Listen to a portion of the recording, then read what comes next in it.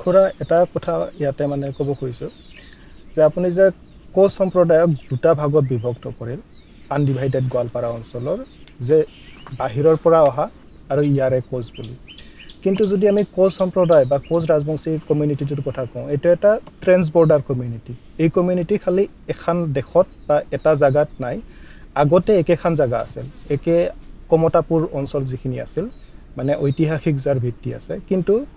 বিভিন্ন কাৰণত এই জাগাখিনিক ৰাজনৈতিকভাৱে ভাগ কৰা হোৱাৰ ফলত কি হ'ল ৰাতিৰ ভিতৰতে কিছুমান মানুহ বাংলাদেশত পৰি গ'ল ৰংপুৰ অঞ্চল যিখিনি কোচ ৰাজবংশীৰ ইতিহাসত মানে ৰংপুৰক বাদ দি ভাবাই সম্ভৱ নহয় পঞ্চানন বৰ্মাৰ পৰা আৰম্ভ কৰি সব আন্দোলন ৰংপুৰ চেন্ট্ৰিক আছিল তাৰপিছত ঝাপা মৰা নেপালত পৰি গ'ল তো আমি যদি এইখিনি মানুহ মানে দিল্লীৰ পৰা কিবা এটা ডিসিশন লৈ ৰাতিৰ ভিতৰতে ষ্টেট বনাই দিল এইখিনি বেংগল এইখিনি অসম এইখিনি কিবা তো তাৰ পিছত আমি যদি আমাৰ মাজতে যে এইখিনি যেহেতু বাংলাদেশত পৰিল গতিকে এইখিনি বাহিৰৰ মানুহ সেই বুলি কোৱাটো কিমানখিনি উচিত কথা কাৰণ এতিয়া যদি আপুনি গাৰোখিনিৰ কথা চায় ট্ৰেন্সপোৰ্টাৰ কমিউনিটি হয় আজি যদি নাগাখিনিৰ কথা চায় এতিয়া ৰিসেন্টলি কুকিখিনি কেনেকুৱা কথা ওলাইছে যে কোৱা হৈছে যে কাটাতাৰৰ বেৰা দিব বা ওয়াল দিব বাৰ্মা আৰু ইয়াৰ মাজত লগে লগে প্ৰতিবাদ কৰি উঠিছে কাৰণ কৈছে যে আমি একেটা কমিউনিটি হয় আমি ট্ৰেন্সপোৰ্টাৰ কমিউনিটি এটা আমাৰ মাজত বিভাজন মানে কেনেকৈ আনিব অথচ আমি কৈ আছো যে এইখিনি বাহিৰৰ পৰা অহা মানুহ এইটো আমাৰ কমিউনিটি হিচাপে যে ইমান সাফাৰ কৰিব লগা হ'ল এনেকুৱা চিন্তাৰ কাৰণেও মানে অলপ দায়ী নেকি এনেকুৱা ধৰণৰ চিন্তা যে আমি নিজৰ মাজতে ভাগ কৰি লৈছো মানে মানুহখিনি নহয় মূল কথাটো হ'ল যিসকল কোচ ৰাজবংশী মানুহ আছে বিশেষকৈ মানে ৰাজবংশী কথাটো নাহে ৰাজবংশী যিটো নাম আমি পিছত ল'লোঁ এইটো এটা আমাৰ ভুল সিদ্ধান্ত আছিল কিন্তু এই যিটো কোচৰ যিটো মূল যিটো অৰিজিন কোচ এই কোচসকল বেছিভাগ লোকে মানে খুব মানে অশিক্ষিত বা সামাজিকভাৱে বহুত পিছপৰা আৰু বিভিন্ন ভৌগোলিক পৰিৱেশত তেওঁলোকৰ আচাৰ ব্যৱহাৰ ৰীতি নীতিৰো মানে কিছু পাৰ্থক্য আছে আৰু যাৰ পৰিপ্ৰেক্ষিতত যে এটা মানে এই অঞ্চলভেদে যেনেকৈ এটা পাৰ্থক্য আছে সেই পাৰ্থক্যৰ ওপৰত মানে বেলেগ বেলেগ যিহেতু আমাৰ লিখা মানে তেনেকুৱা ধৰণৰ লিখা পঢ়া নাই বা আমি সচেতন নহয় গতিকে এনেকুৱা ধৰণৰ এটা চিন্তাধাৰা থকাটো স্বাভাৱিক আৰু বিশেষকৈ মানে কোচসকল আজি যদি আমাৰ যিটো আজি বড়োসকলৰ মাজত যিটো ইতিহাস পঢ়াৰ বা তেওঁলোকৰ ইতিহাস সৃষ্টিৰ বা ইতিহাস মানে তেওঁলোকে ইতিহাস সম্পৰ্কত যিটো জ্ঞান লোৱাৰ যিটো প্ৰৱণতা কৰি উঠিছে কিন্তু আজিৰ তাৰিখলৈকেও কোচ আজি এই যিটো অৱস্থাৰ সৃষ্টি হৈছে এই অৱস্থাৰ সময়তো কিন্তু কোচ ৰাজবংশীসকল আমাৰ কোচ ৰাজবংশী বুলি ক'ম কোচ ৰাজবংশীসকলৰ কিন্তু সেই কথা মানে সেই সচেতনতাটো গঢ়ি উঠা নাই আমি যদি চাওঁ যে আজি কোচসকলক মানে যেনেকৈ কোৱা হৈছে যে ৰংপুৰ মূল কেন্দ্ৰ আজি যেনেকৈ আজি যদি আমি চাওঁ যে দেখা যাব যে মানে যেতিয়া এটা এনেকুৱা এটা সময় আছিল যে কোচ বুলি ক'লে মানে নিজ সম্প্ৰদায়ৰ মানুহ বুজাইছিল কোচ বুলি ক'লে মানুহে ঘিণ কৰিছিল কোচ বুলি ক'লে আপোনাৰ বৰ্ণ হিন্দুৱে নিচজাত বুলি কৈছিল কোচ বুলি ক'লে মুছলমানৰ মৌলবীসকলে কাফেৰ বুলি কৈছিল সেইটো সময়ত কোচসকল ক'ত যাব আজি যদি মানে এনেকুৱা এটা পৰিস্থিতি হৈছিল আৰু সেই পৰিস্থিতিৰ পৰিপ্ৰেক্ষিতত কোচসকলে তেতিয়া এটা সংস্কাৰৰ কথা চিন্তা চৰ্চা কৰিছিল আৰু সংস্কাৰ আন্দোলনটো তেওঁলোকে ব্ৰিটিছৰ দিনত বিভিন্ন ধৰণে বিভিন্ন পৰ্যায়ত মানে বিভিন্ন লোকপিয়লৰ সময়ত তেওঁলোকে সেই আন্দোলনটো কৰিছিল যে আমাক মানে এই লোকপিয়লৰ সময়ত মানে এই কোচৰ পৰা মানে হেৰি কৰি আমাক ৰাজবংশী আমাক স্থান দিব লাগে আৰু ইয়াৰ পৰিপ্ৰেক্ষিতত যে মই বাকীখিনি কথা মই ক'ব খোজা নাই মানে বেলেগ সময়ত যিখিনি মানে সংস্কাৰ আন্দোলনৰ হেৰি হৈছিল কিন্তু পঞ্চানন বাৰ্মাই শেষত যিটো 1910 চনত মানে 11 চনৰ লোকপিয়লৰ আগত তেওঁ এটা যিটো ৰংপুৰত যিটো এটা সিদ্ধান্ত লৈছিল সেই সিদ্ধান্তটো কিন্তু ঐতিহাসিক এটা ভুল সিদ্ধান্ত আছিল আমি যদিও আজি একাংশ কোচ ৰাজবংশী কিন্তু পঞ্চানন বাৰ্মাক মানে কোচ ৰাজবংশী জাতিৰ মানে মহান মানে সংস্কাৰক বুলি কয় বা তেওঁক মানে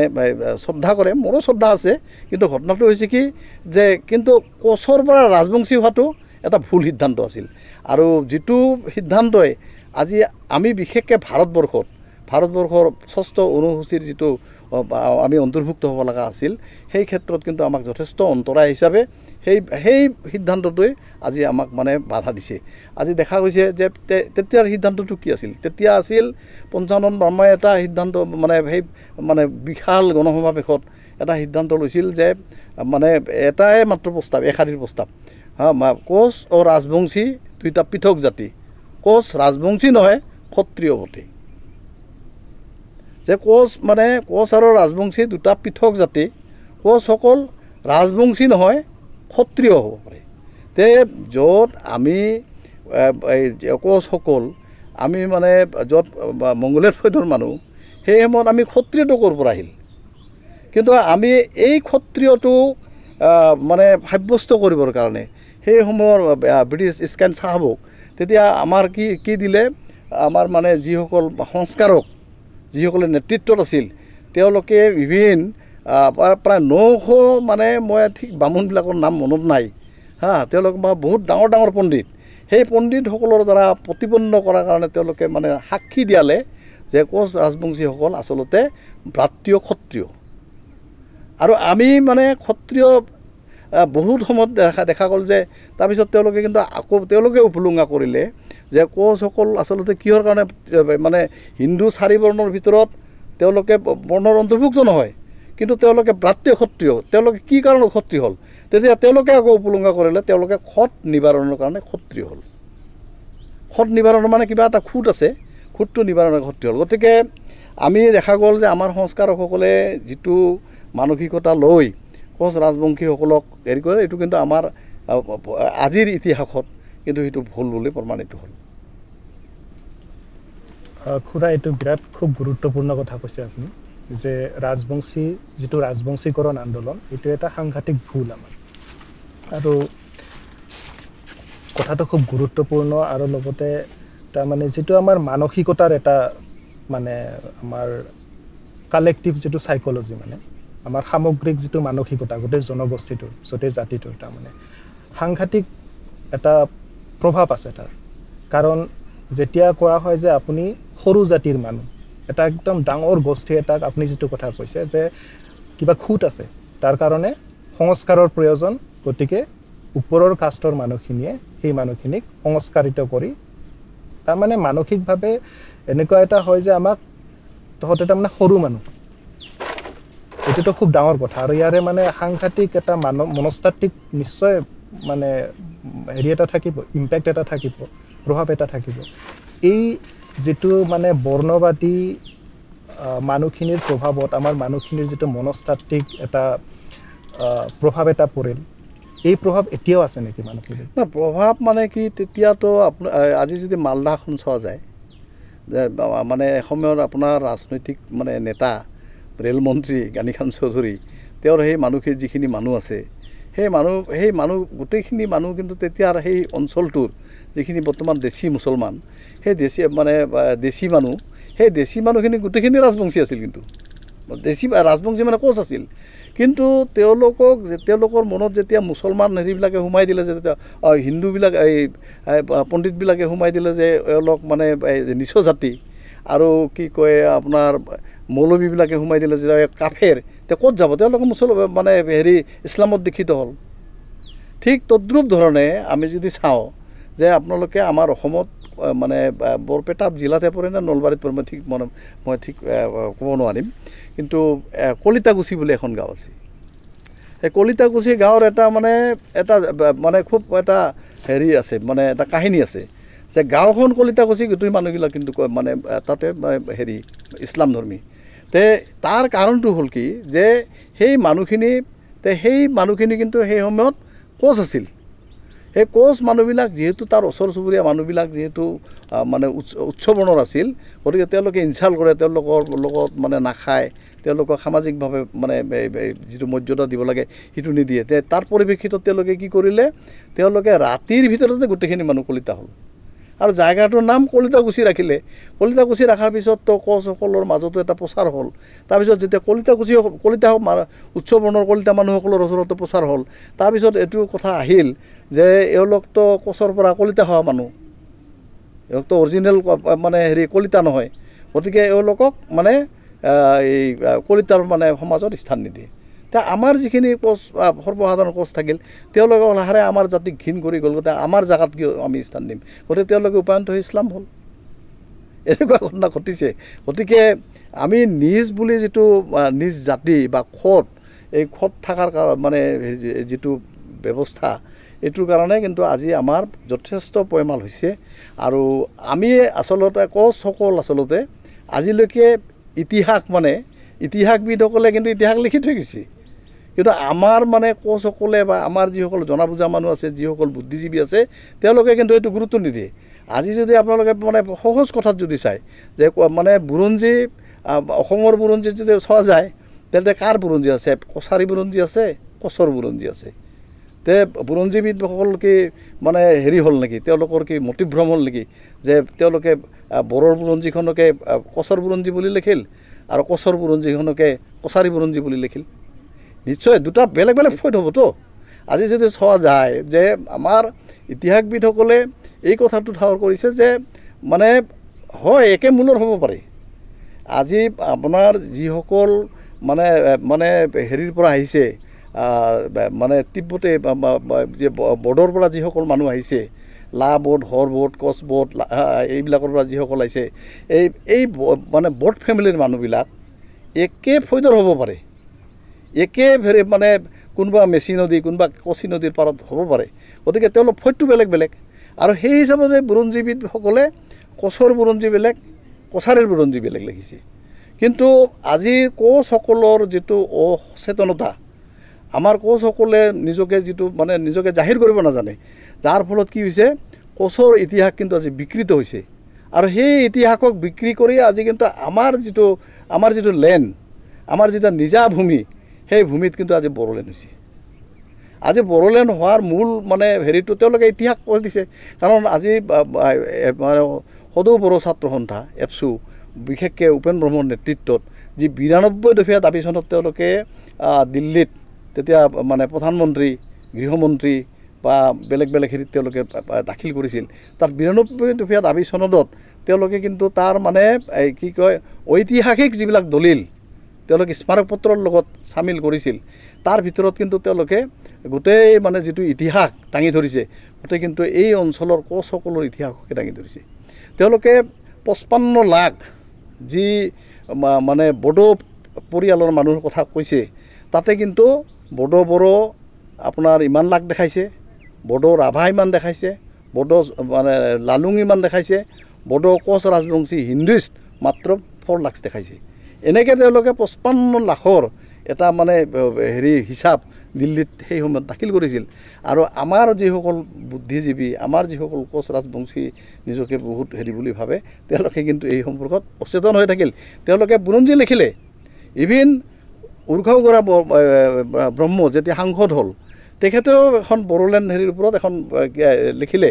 আৰু তাত মানে স্পষ্টভাৱে তেওঁ গোটেই গায়ত্ৰী দেৱী অমুক কোচবিহাৰ হেৰিটো তেওঁলোকৰ বুলি দাবী কৰি বহি থাকিল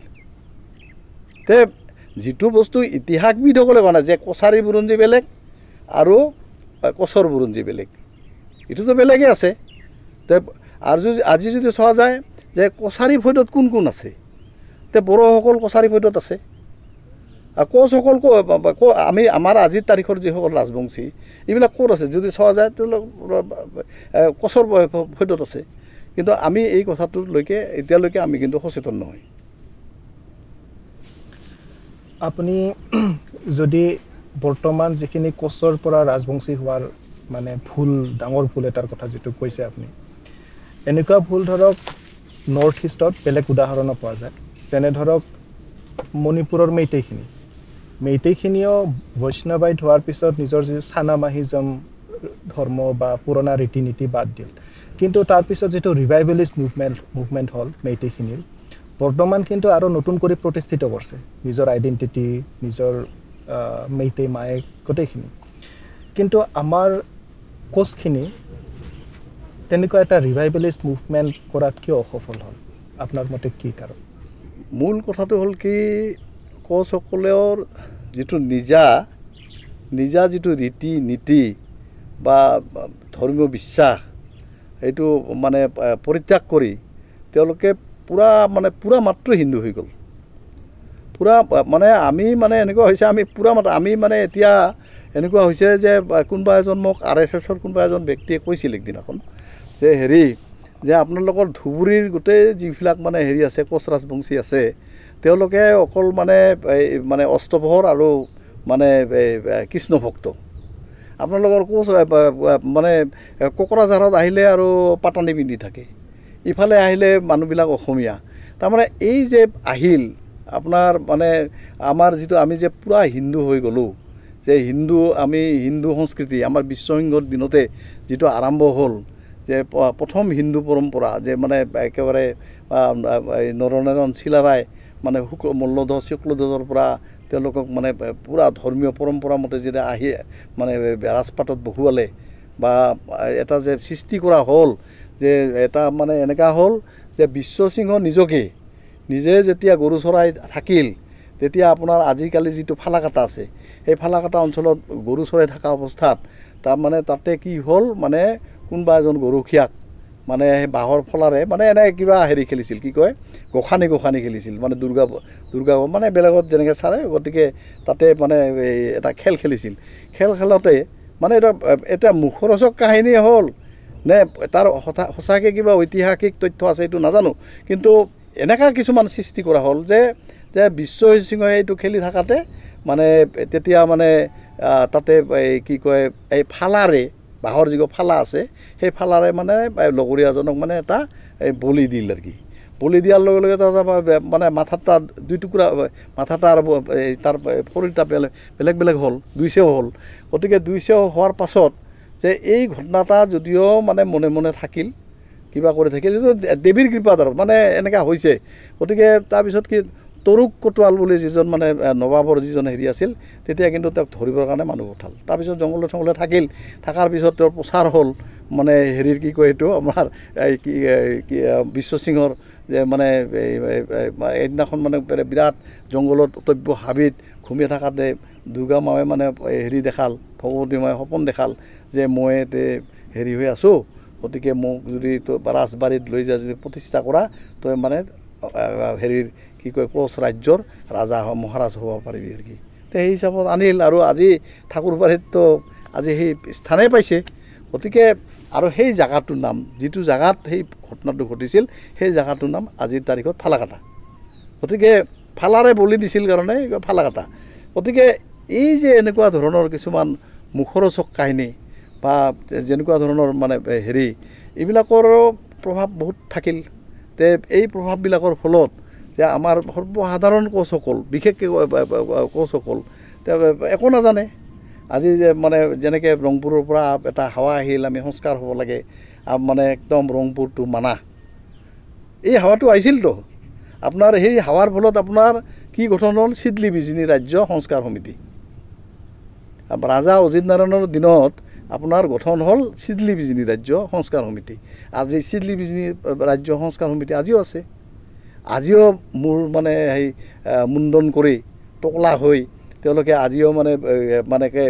কেইবাদিনো ব্ৰত ৰাখি তেওঁলোকে লঘোণ ধাৰণ কৰে ক্ষত্ৰিয় হয়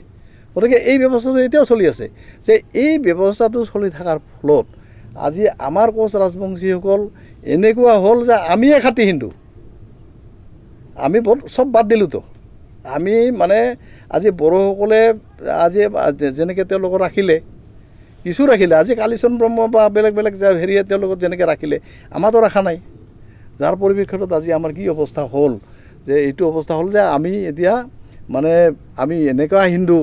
যে আমাৰ মানে নিজা হেৰি আজি মানে যদি গাৰ্জা পূজা আমাৰ নাই এইটো যদি উদাহৰণ আপোনালোকে চায় যে আপোনাৰ এই যিটো পাগলা বা হেৰি কোকৰাঝাৰৰ পাগলা বাবা মন্দিৰ এটা আছে সেই পাগলা বাবা মন্দিৰটোত আগত গাৰ্জা পূজা হৈছিল কোচসকলে তাৰে গোটেইখিনি মানুহ কিন্তু আপোনাৰ কি ক'ব এইটো মদাহী মানুহ তেওঁলোকে পিছত ৰাজবংশী হৈছে কিন্তু তেওঁলোকে কি কৰিছিল তাতে গাৰ্জা পূজা কৰিছিল গাৰ্জা পূজাত মানে এটা কি আছিল যে তাতে গাহৰি বলি দিছিল এইটো বেছি দিনৰ কথা নহয় তেতিয়া তাতে যেতিয়া পাগলা বাবা থানটো স্থাপন হ'ল তাত যেতিয়া আপোনাৰ উত্তৰ প্ৰদেশৰ পৰা বামুণ আহিল কোনোবা নাৰায়ণ আহিল তেতিয়া তেওঁলোকে এইটো বন্ধ কৰি দিলে যে গাৰ্জা পূজাটো ইয়াত নচলিব তাৰপিছত তাৰে মানুহখিনিয়ে কিছুমান প্ৰতিভা মানে আমাৰ মানুহ তাৰ এলেহুৱা না মানে ধৰ্ম পূজা কৰি থকা দেউৰী কৰি থকাৰ মানে ইচ্ছা নকৰে গতিকে কোনোবা চিপন চিলাৰ পৰা কোনোবা মানুহক লৈ গৈ পেলাই ৰাখিল মানে প্ৰথমতে কিন্তু কোনোবা এজনক বামুণ উত্তৰ প্ৰদেশৰ বামুণ এজনক উলিয়াও দিলে তাৰপিছত আপোনাৰ এই কি কয় এইটো চিপন চিলাৰ পৰা মানুহ লৈ ৰাখিল তাৰ মানুহজন যেতিয়া বয়স হৈ মৰিল তাৰপিছততো আকৌ মানুহ লগা হৈ গ'ল তে মানুহ ক'ৰ পৰা লৈ আহিব আকৌ সেই মানে ৰেল ষ্টেচনৰ কাষতে তেওঁ যে এটা মন্দিৰ বনাই পূজা কৰি থকা মানুহটোক আকৌ শৰণাপন্ন হৈ যায় আপোনাৰ সেই সম্প্ৰদায়ৰ মানুহক আনি ইয়াত বহাব লাগে আমি লাগিলে আমাৰ গাৰ্জা মন্দিৰটো আমি সেই মানে ৰিজাৰ্ভৰ ওচৰত কোকৰাঝাৰত যিটো ৰিজাৰ্ভ হৈছে ৰিজাৰ্ভৰ ওচৰত মানে আমি ঠাইত মানে আমি স্থানান্তৰ কৰিম আৰু সেই হিচাপতে তেওঁলোকে স্থানান্তৰ কৰিলে এতিয়া গাৰ্জা পূজা তাত হয় বাকী বলি বিধান হয় কিন্তু তাতে এতিয়া গাহৰি বলি নহয় তে আমাৰ যিটো কালচাৰ আছিল যে আমি সংস্কাৰ হোৱাৰ পাছত ৰাজবংশী হোৱাৰ পাছত মানে ৰাজবংশী মানে হিন্দুইষ্ট হোৱাৰ পাছত আমাৰ দেখা গ'ল কি যে আমি আমাৰ সংস্কৃতি হেৰাই পেলালোঁ এতিয়া আমি সেই নাৰায়ণ যিটো সম্প্ৰদায়ৰ যিটো মানে বামুণ উত্তৰ প্ৰদেশৰ সেইসকলে যি ক'ব সেই হিচাপে আমি পূজা কৰিম সেই হিচাপে আমি চলিম আমিতো আমাৰ আগৰ সেই ৰীতি নীতিমতে আমি নচলিম এনেকুৱা ধৰণৰ হৈছে গতিকে আমাৰ অস্তিত্ব সেইকাৰণে আমি আচলতে যিসকল হিন্দু আছে তেওঁলোকতকৈ বহুত বেছি খাঁটি হিন্দু বুলি আমি মানে বৰ্তমান প্ৰমাণিত হৈছোঁ আৰু কি